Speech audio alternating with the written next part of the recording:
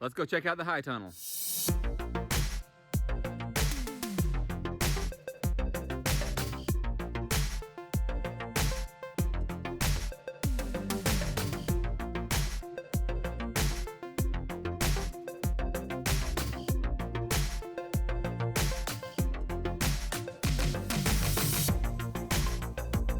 Even though it is mid-November, I'm still having to come out here on sunny days, especially sunny days. On cloudy days, I don't have to do it.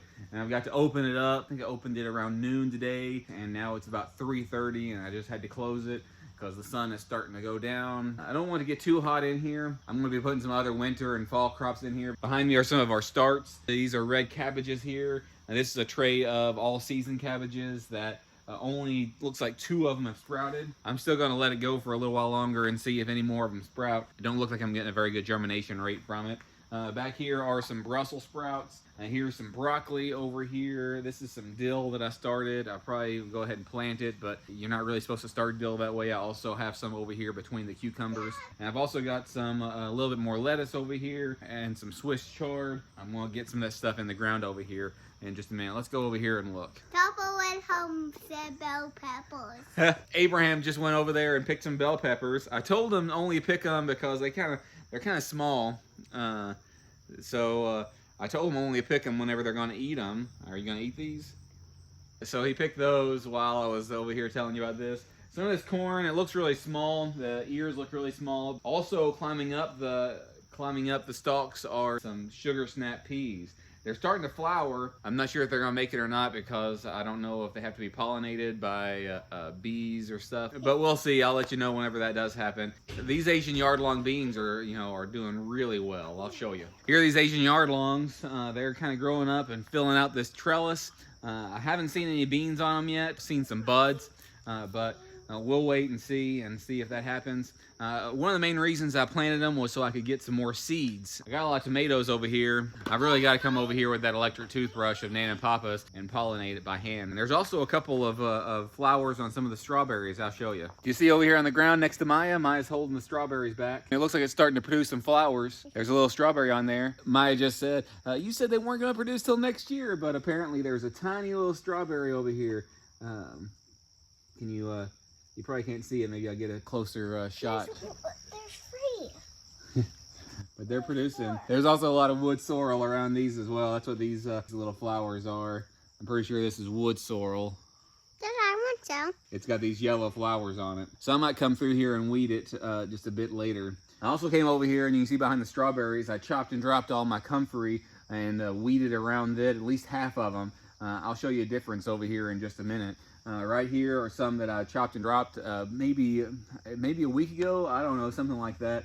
It's already growing back up. You see all the leaves coming back up. They were pretty well 0 leaves before because I just chopped them all at the ground and then just put the leaves down on the ground behind them. You can see over there closer to the wall that there are some of the comfrey leaves. It's doing really well. The strawberries are doing really well. Here's another shot of the comfrey. You see over here and where there's some leaves that are chopped and dropped. And then over a bit further back over here, you can see that they're a lot fuller. They haven't been chopped and dropped. I'll take you closer. See right about here? Right about here is one that I chopped and dropped. And then right past it are some that I haven't. So I only did about half of it because I was busy doing something else. So I started it, but I didn't finish. And you can see behind me, the strawberries have some weeds in them, but they are flourishing and doing quite well. What are you working on over here, Maya? She planted a pepper over here and then a watermelon. I planted them both at the same time. But they look like they're both doing okay. The watermelon is starting to vine out. So right here's the pepper that she planted, and then right here's the watermelon. Do you see how it's starting to vine out? And it's mid-November, so one of the main reasons for this high tunnel is to extend the growing season. Some of those starts up there that I showed you toward the beginning, there were some lettuce plants in there. I moved those lettuce plants that there's still a few left, but there were several that had made it and were getting larger, and I planted out here and they're starting to do pretty well. Maya said she snuck a few leaves off of it. And over here is this corner that's got all this biomass, especially over here in the very corner. There's a pumpkin. It's actually 2 plants in one hole. We planted a couple of seeds, I think, and they start growing different directions and we let them both do their thing. So one's going up here, you see it, and the other's going in this corner. Yes, dear? And there's a bunch of zucchini. Whoa, that one's huge. It's huge. We've kind of, not really tended to the zucchini plant very well. And if you know anything about zucchini, if you don't tend to them, then you start getting a, huge zucchini. So there was one on here that I noticed earlier today when I dropped in here. That's quite large. There's another cucumber. Oh, there's some cucumbers too? Granny, don't pick them up unless you're going to eat them. Well, I'm picking them so I can make a battle salad. The squash over here are not doing that good. What do you think? It's a little, misshapen. These straight neck squash over here, yellow straight neck, haven't done quite as well. I'm not sure exactly why. When I was getting a lot of those loads of mulch, also covered up the area down here underneath this door. There was a gap at least a few inches tall. So I got that and I got it covered up, and over here in this corner as well. And over here in this corner as well, there was a gap, and I've got that covered up pretty well too. But things are doing pretty well here in the high tunnel. We're just completely experimenting right now. I've got some plans to try to create some of our own compost, and when we do that, then I can add that in here as well. We still haven't planted anything here in the middle, but I'm going to start planting here pretty soon. Some of those cabbages and that Swiss chard and some of the other things that are up there as well. Here's the thing that I've experienced about gardening and homesteading and the high tunnel and everything else is that you kind of just have to do your thing.